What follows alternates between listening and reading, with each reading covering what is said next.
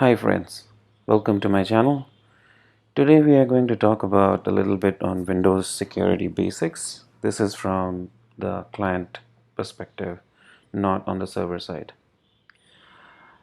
This channel is dedicated to pen testing and security, but before we actually get into security, let's work through some of the basics of Windows security. So on a client Windows system, we need to ensure that the patches are installed correctly. User login requires a password, which is very essential. Let's not have a system wherein you can just click on the username and it gets you in. A strong password policy is implemented. Access to system and resources is provided to groups and not to individual user accounts. Services are running with service accounts and not user accounts, because if it is running as a user account, it is very trivial to get the password out of it. We need to ensure that the installed software has the latest version and access control list is intact. When we get into a demo mode, I'll let you know more about each of the details about all the tasks that we talked about. Scheduled tasks are running with system accounts and not user accounts. Windows Firewall is active and is correctly configured. Logs are configured to capture changes to system, login attempts, and other system events. Very essential. User access control is in place. Access to key system resources is not allowed to unprivileged users.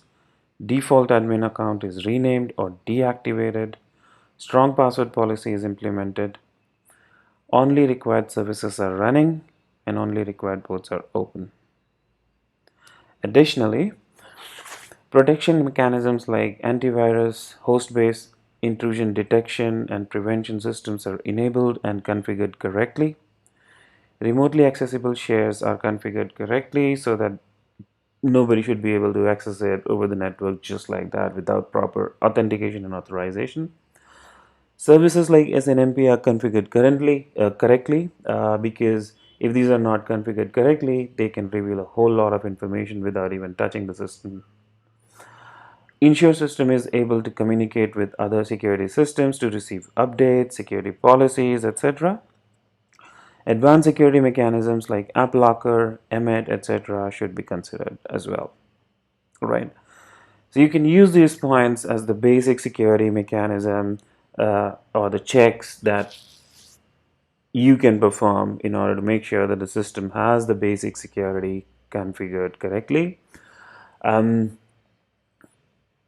and when we talk about in later videos about compromising a Windows system or pen testing a Windows system, you'll know that most of the compromises happen because of these basic security checks are not ensured on a target system, right? Yep, so that's about it. And for more of such tips and tricks, you can visit my YouTube channel or visit my blog. The links are provided here. Now let's quickly get into a demo mode wherein we will look at these points in brief. So I'm quickly going to show you a Windows system. Now as you can see, I'm logged in as a user. So I'm going to log in as a normal user at the moment. So as you can see, basic password is enabled. Without the password, you cannot get in.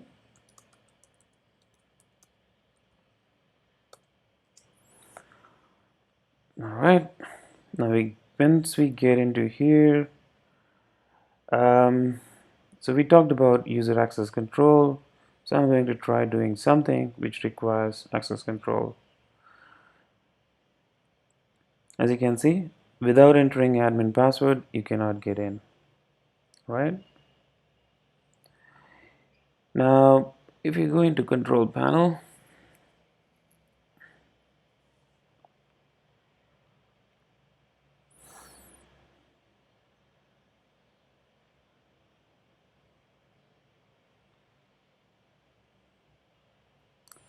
look at programs and features.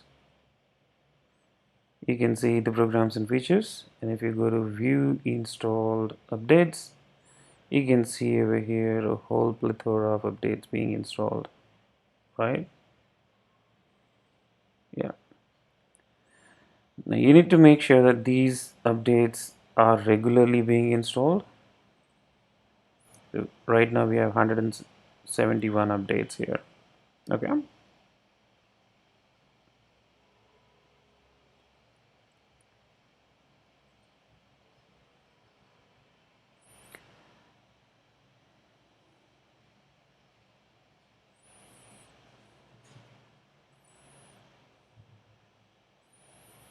Now if we go to the computer, you go to C drive, program files,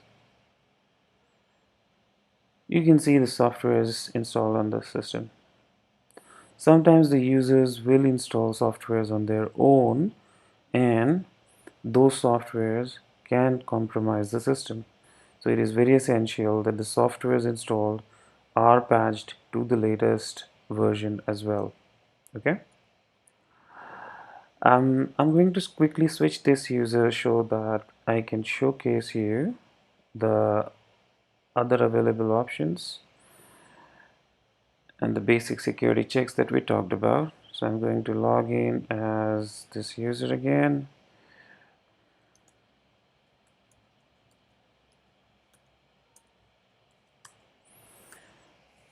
And this user is an admin user. So when I go ahead and try and manage the system, it opens up correctly without prompting for the user access control. There we go. Local users. All right. So hopefully you can see this, that there is a default administrator over here. And if you go to the properties, you can see that the account is disabled. All right. So even if somebody tries to brute force the password on this system, the admin password for the default account should not work for them. If we go into the groups, you can see over here there are various groups over here. If you go to admin members, you can see that these three users are members of it. This was the default, which is now disabled. Other two users are still part of it. But for an attacker, it might be difficult to guess what this user is. For demonstration purposes, I've kept it simple. Ideally, it should be a little more difficult name to guess. Alright, now where do you check for services is here. We go to services, and if you want, you can sort this out by services that are starting up automatically. You can sort by statuses as well. Okay. If you want to navigate to a particular service, you can just type that in and you should be able to reach that. You can see here the Windows firewall is started, it is on. We can work on a separate video to actually see how Windows firewall should be configured. If you want to add some exceptions, how that should work and how the logging of that will work. Okay.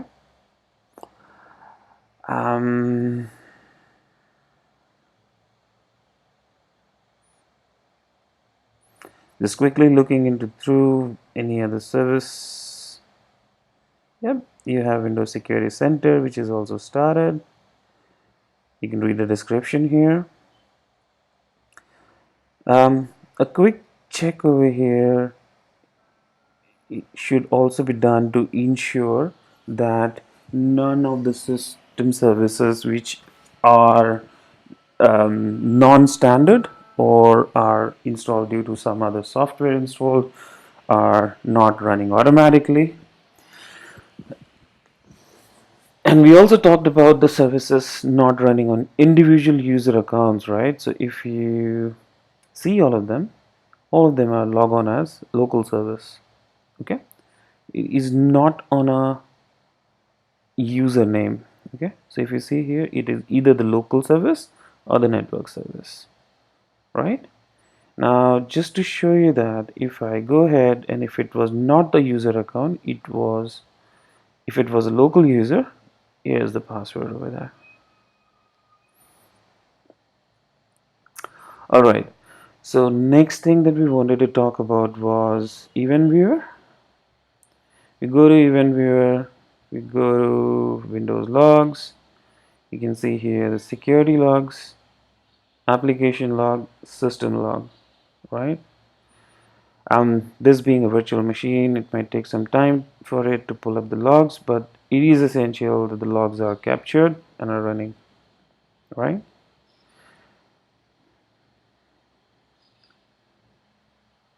Similarly for task manager, sorry, not the task manager, but the schedule tasks.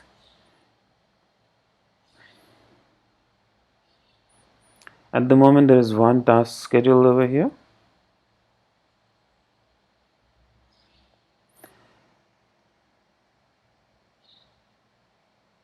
And this runs only when the user is logged in.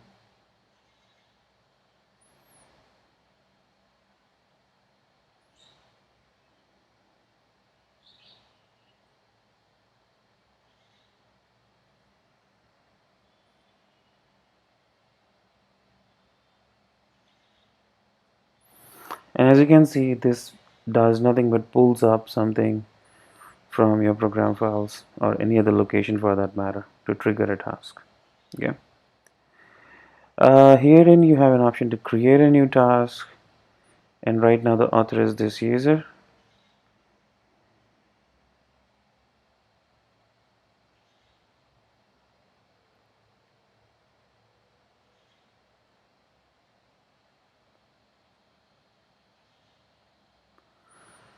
So that's the basic about Windows security and some of the features that we talked about.